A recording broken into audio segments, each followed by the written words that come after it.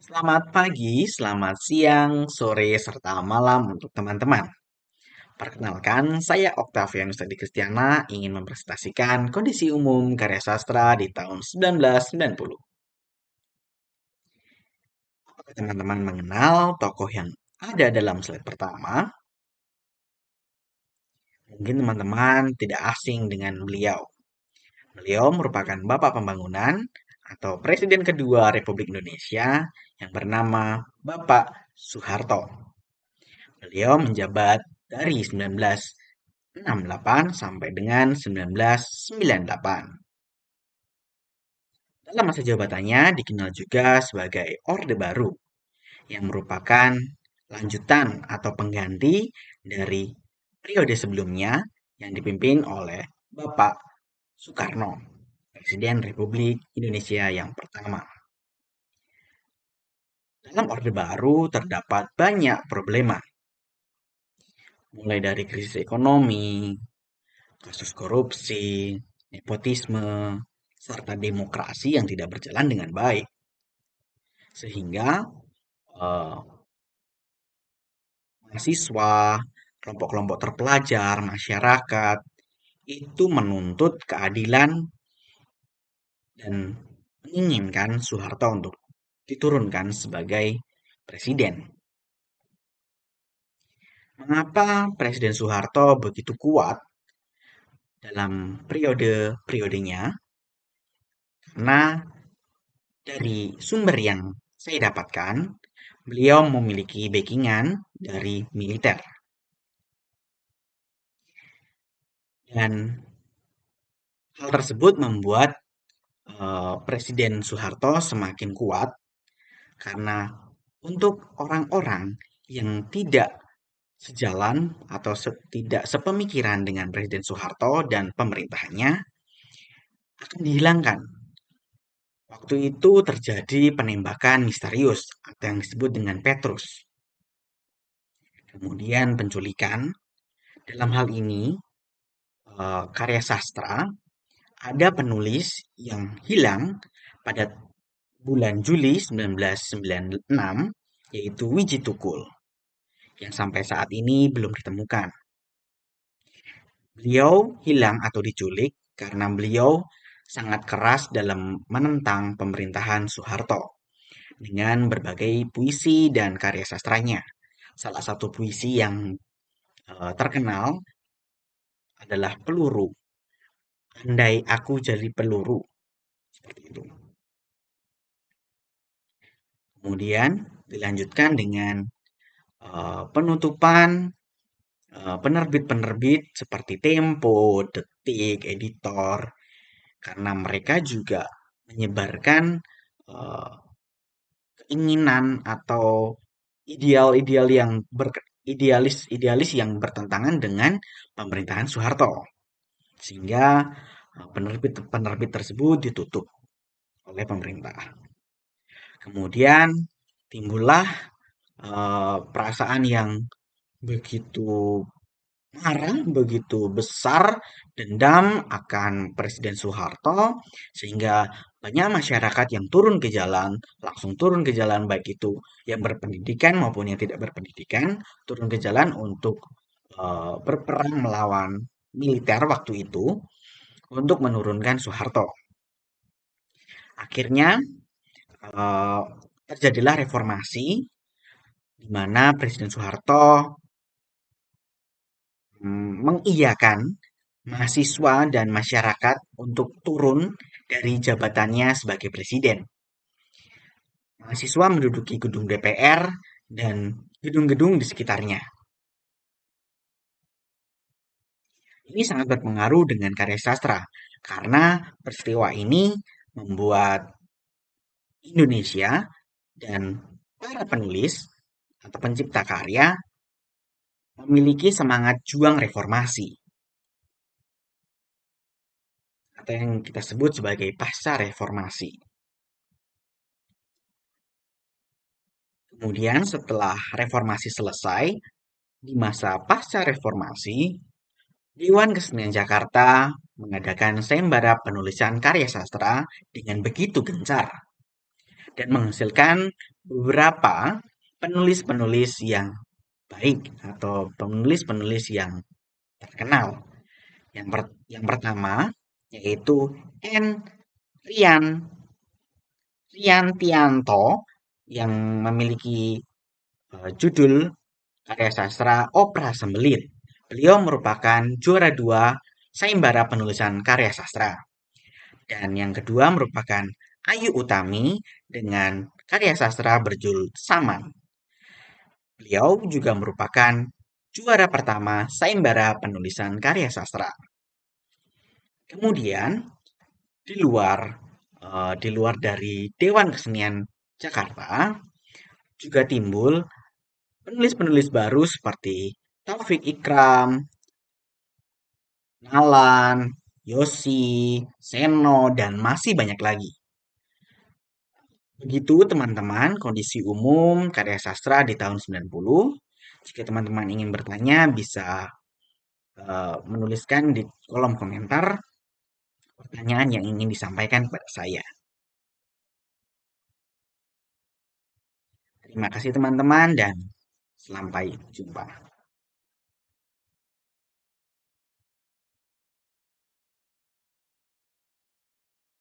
Selamat siang seluruh hadirin yang saya hormati. Pada kesempatan ini saya ingin bicara tentang infrastruktur jalan, khusus jalan Denles atau jalan yang menghubungkan kota-kota dan daerah-daerah di selatan pantai Jawa. Teman-teman, tidak bisa kita pungkiri dalam kehidupan kita sehari-hari kita sangat mengandalkan infrastruktur jalan, khusus dalam hal ini Denles sebagai penghubung kota-kota, desa-desa, bahkan provinsi di seluruh wilayah pantai selatan Jawa. Tidak dapat dipungkiri dalam kehidupan kita banyak kendala yang hadir dalam kehidupan kita disokong oleh jalan Denles. Tapi dalam perkembangannya jalan Denles mengalami banyak perubahan, banyak kekurangan, mulai dari jalan yang berlubang, jalan yang bergelombang, banjir, jembatan yang rusak. Semua terjadi karena memang alam, dan kita tahu anggaran dalam kehidupan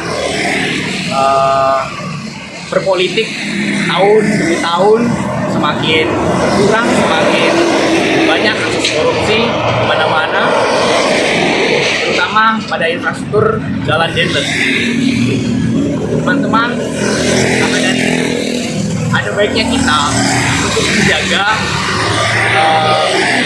kelestarian dari jalan Denles, kerapihan, keamanan dari jalan Denles.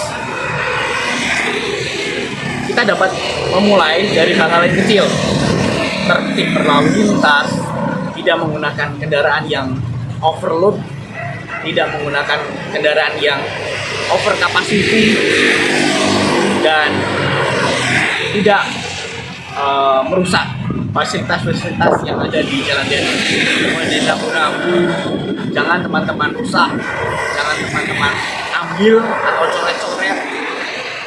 Mari teman-teman kita bentuk sebuah lingkungan yang baik, dimulai dari jalan Denles.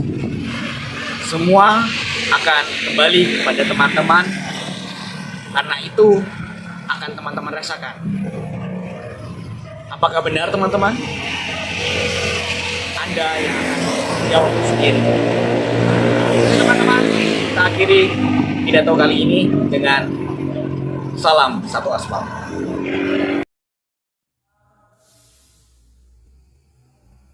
Selamat malam dan salam sejahtera bagi kita semua.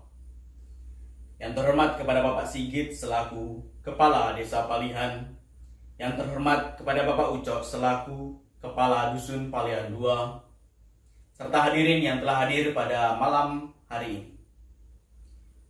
Puji dan syukur kami panjatkan kepada Tuhan Yang Maha Esa, karena berkat rahmat dan karunia-Nya kita dapat berkumpul pada acara malam hari ini Tirakatan 17 Agustus 2023 dengan tema Ayom Ayem. Sebelum kita mulai acara, ada baiknya kita membaca doa. Doa saya persilahkan. Doa cukup. Selanjutnya kita akan menyanyikan lagu Indonesia Raya. Hadirin dimohon untuk berdiri.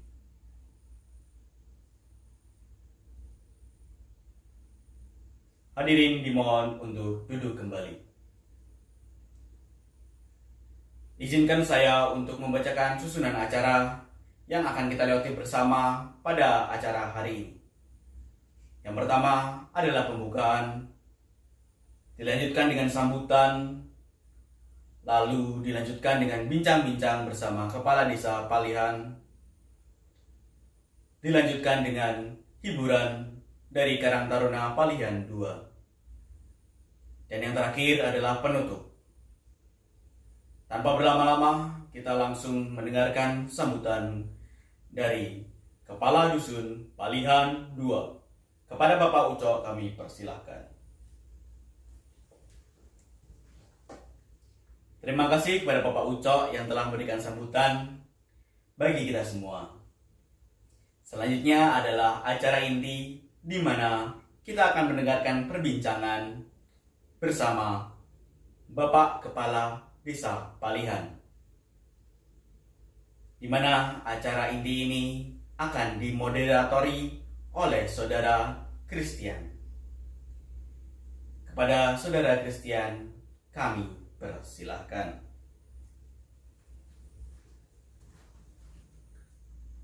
Terima kasih kepada Saudara Christian yang telah membawakan acara perbincangan pada malam hari ini dengan tema Ayom Ayem. Banyak sekali pesan dan makna yang terkandung dalam perbincangan malam hari ini yang dapat kita gunakan dalam kehidupan kita sehari-hari. Selanjutnya adalah acara hiburan yang akan ditampilkan oleh Karang Taruna Palihan 2. Kepada hadirin dipersilakan untuk menikmati pertunjukan.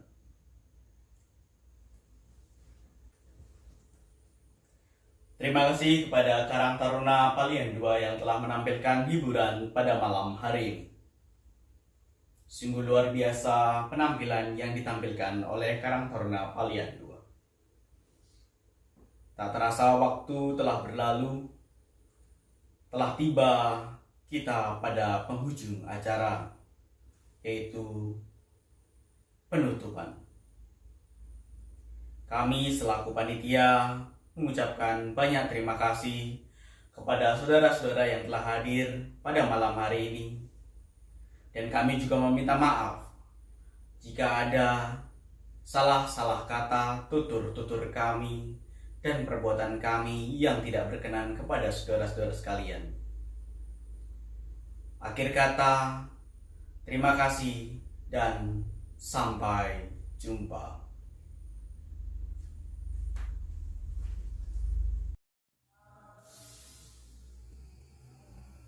Selamat malam dan selamat datang di acara reuni SMK Popriwates Angkatan 2020. Puji dan syukur kami panjatkan kepada Tuhan yang telah mengaruniakan berkat dan rahmat-Nya supaya kita bersama dapat berkumpul di tempat ini. Pertama-tama ada baiknya kita mulai acara dengan doa. Doa saya persilahkan. Berdoa cukup. Baik, izinkan saya untuk membacakan susunan acara pada malam hari ini. Yang pertama adalah sambutan dari masing-masing ketua kelas. Kemudian adalah kuis yang akan dipandu oleh Saudara Christian. Selanjutnya adalah acara makan-makan bersama. Dan yang terakhir adalah acara penutup. Langsung saja kepada ketua masing-masing kelas dipersilakan untuk memberikan sambutan. Saya persilahkan. Terima kasih kepada masing-masing ketua kelas SMK Popri Wates angkatan 2020. Selanjutnya kita memasuki acara kuis yang akan dipandu oleh Saudara Christian. Kepada Saudara Christian dipersilahkan untuk maju ke depan untuk membawakan acara kuis pada malam hari ini. Terima kasih kepada Saudara Christian yang telah membawakan kuis pada malam hari ini yang sangat memacu adrenalin kita. Kemudian kita tiba pada acara makan-makan bersama.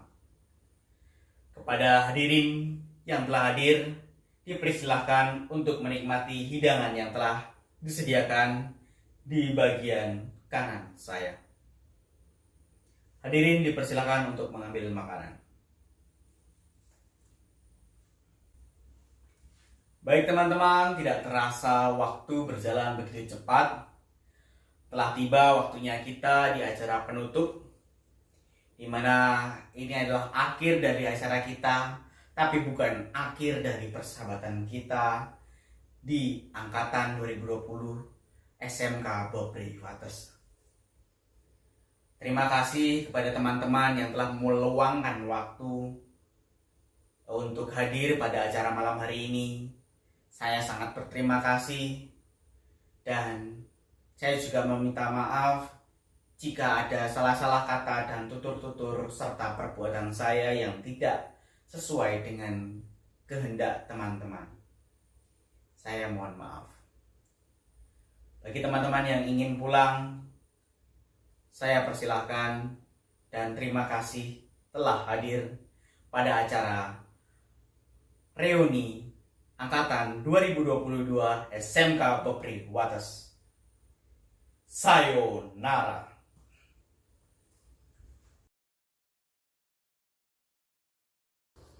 Jadi teman-teman, saya mau cerita pengalaman horor yang pernah aku alami. Jadi waktu itu aku dan teman-temanku 3 orang waktu itu. 2 orang temanku termasuk aku itu 3 orang. Jadi aku habis jalan-jalan di daerah Tebing Breksi. Kemudian mungkin kita datang sekitar pukul 3 sore hari. Lalu kita beraktivitas di sana, terus kita berfoto-foto, menikmati senja seperti itu. Lalu kita memutuskan untuk pulang sekitar jam 4 atau jam 5. Jam 5 kita putuskan untuk pulang. Kemudian di perjalanan kita memutuskan, bagaimana kalau kita nonton dulu di Sleman City Hall. Oke, kita nonton dulu di Sleman City Hall. Akhirnya dari Tebing Breksi kita menuju ke Sleman City Hall untuk menonton. Waktu itu filmnya adalah Conjuring teman-teman. Dan kita dapat tiket paling akhir yang waktu itu filmnya kan agak lama. Jadi ketika kita menonton film, selesai filmnya itu ternyata mallnya udah tutup. Kita keluar dari studio bioskop, suasananya udah gelap, lampunya sudah beberapa dimatikan. Terus akhirnya kita tetap mencari, kita keluar lewat mana nih? Kita keluar lewat mana? Karena pintu depan sudah tertutup. Akhirnya kita turun lewat parkiran. Parkirannya waktu itu masih terbuka untungnya. Dan kita cepat-cepat mengambil motor, melanjutkan perjalanan.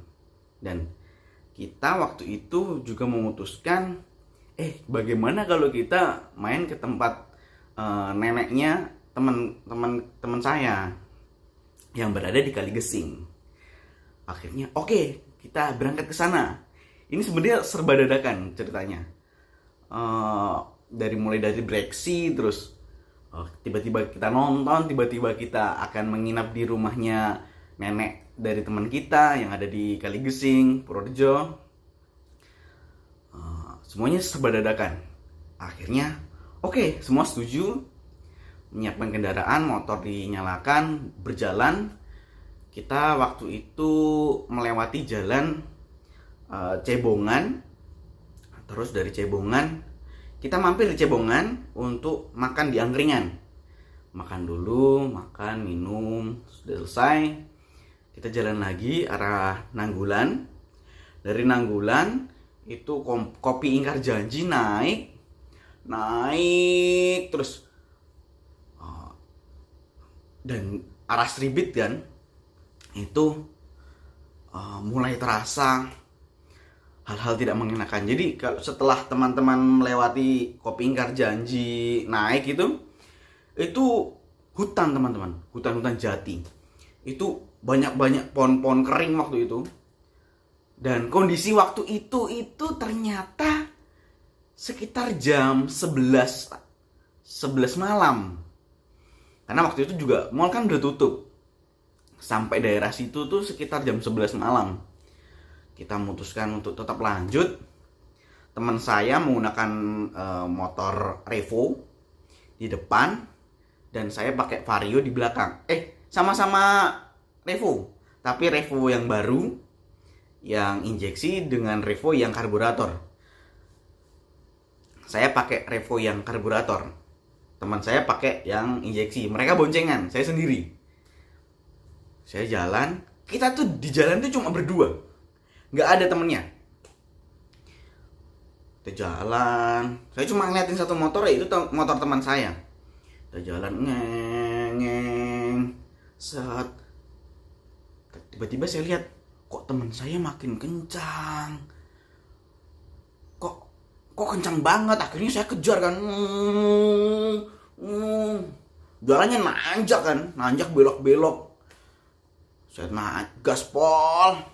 Akhirnya ada satu tanjakan yang nanjak terus belok patah gitu. Saya berhenti. Aduh, nggak kuat nih kalau begini. Temanku gila banget ini, masa cepet banget di tanjakan. Padahal mereka boncengan. Nih nggak mungkin ini kayak gini. Akhirnya aku berhenti.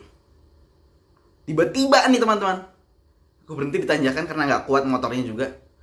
Temanku tiba-tiba nyalip. Kenapa Temanku bilang begitu. Aku langsung, anjay, siapa tadi depanku? Dan akhirnya aku tengok kiri tengok kanan kan. Di sebelah kiriku ternyata ada pohon beringin gede banget. Aku untung aja kalau semisal aku ngikutin terus itu, mungkin aku udah terbang ke jurang mungkin. Ngikutin orang yang di depanku, nggak tahu orang atau bukan depanku itu. Heran, tapi itu terjadi. Akhirnya kita lanjutkan perjalanan sampai ke rumahnya nenek temanku. Kita cerita-cerita dan istirahat, dan cerita horor itu berakhir di situ. Seperti itu teman-teman. Halo teman-teman, halo semua. Hari ini aku mau menceritakan Kancil dan Pak Tani. Nah, hari ini sebelum kita memulai dongeng, ada baiknya teman-teman tahu siapa itu Kancil dan Pak Tani. Jangan-jangan. Halo teman-teman, selamat datang. Selamat mendengarkan cerita Kancil dan Pak Tani. Suatu hari yang indah dan mataharinya cerah, Pak Tani sedang mencangkul ladang untuk menanam timun. Pak Tani, aduh capek. Pak Tani akhirnya beristirahat. Lalu datanglah Kancil. Wah, ada timun. Nyam nyam nyam nyam nyam nyam nyam nyam nyam nyam. Aku kenyang. Makan lagi. Nyam nyam nyam nyam nyam nyam nyam nyam nyam nyam. Ada lagi. Nyam nyam nyam nyam nyam nyam nyam nyam nyam nyam. Aku kenyang sekali. Aduh, perutku sakit. Terus Pak Tani yang mendengar, "Hei Kancil, kamu telah mencuri timun ya?" Kata Kancil, Oh tidak, aku tidak mencuri, kata Pak Tani lagi. Terus kamu kenapa kok sakit? Nggak tahu, aku nggak tahu. Aku tiba-tiba sakit. Kamu berbohong ya? Kamu makan timun-timun punyaku ya?